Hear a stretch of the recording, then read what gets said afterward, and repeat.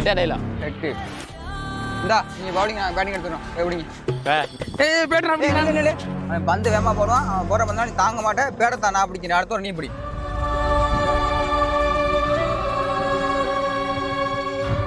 என்ன 2 பேட்டு நிக்குது டேய் 3 ஓவர் தான்டா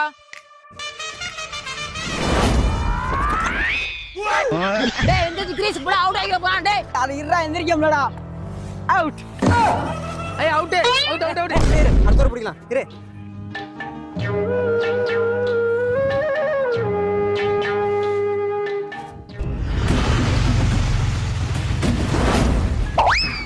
என்ன இவன் பேட் வச்சுறானா இல்ல பேட் இவன் வச்சுதா